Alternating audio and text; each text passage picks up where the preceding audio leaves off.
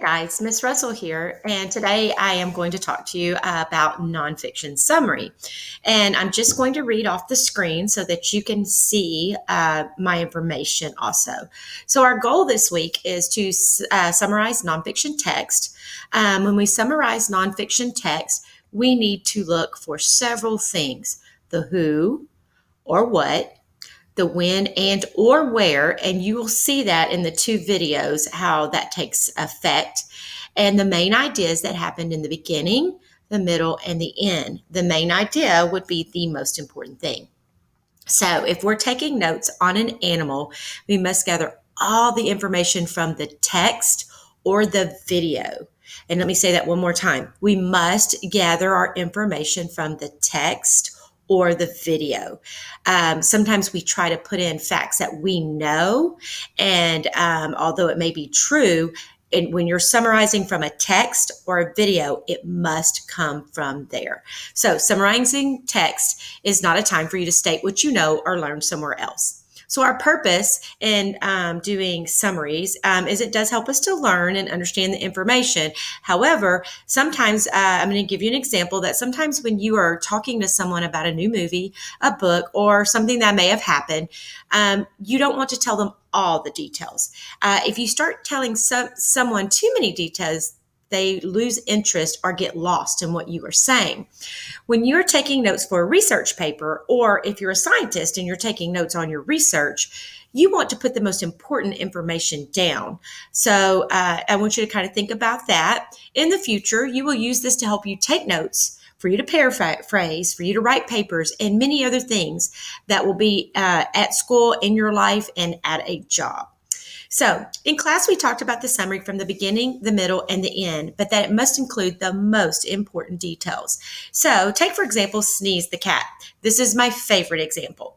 So many moons ago, when we read about Mae Jemison, and she was the African-American that wanted to become an astronaut, we had a summary question. Some of you picked the answer that said Mae only told Sneeze the cat about her being an astronaut.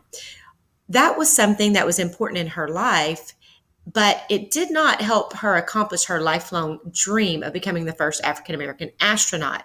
And so, although it may have been important to Mae, it wasn't what actually helped her accomplish the goal, which is what the entire passage was about. So let's take an example. Right now, I took a snippet from Ellis Island. This is a social studies snippet off of Dexters.com. And of course, I'm citing the resource. So it says, Ellis Island was the largest immigration station in the United States from 1892 to 1924. Over 12 million immigrants came through Ellis Island during this period. The island was nicknamed the Island of Hope for many immigrants coming to America to find a better life. Ellis Island operated from 1892 to 1924. The federal government wanted to take control of immigration so it could make sure that the immigrants didn't have diseases and were able to support themselves once they arrived in the country. So now I need to summarize. So I am going to take notes and paraphrase before I write my summary on this graphic organizer. So what I've done is I've put the important questions that we talked about at the beginning, where it said the who or the what. So the who here is the immigrants.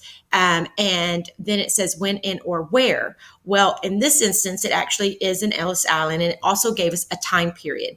Sometimes when you're doing animals, they don't actually give you a time period of when they recorded the video or anything else with the time other than how the amount of time that they live. So on the main idea, the part in the beginning, it says Ellis Island was called the Island of Hope because many immigrants hoped to stay in America. The middle was the government controlled who came in the country and who didn't. The U.S. didn't want immigrants to stay in America if they had diseases. So then I took and I even changed it up a little bit, and and you can see my notes and you can see my summary. Immigrants that came to Ellis Island from 1892 to 1924 were hoping to find a better life. That was the Island of Hope, and I changed that into my own words. The government controlled who could stay in the country and who couldn't stay in the country. And if you looked up at the top, it said the federal government wanted to take control of immigration so that they could make sure that the immigrants didn't have diseases. So they were actually controlling them.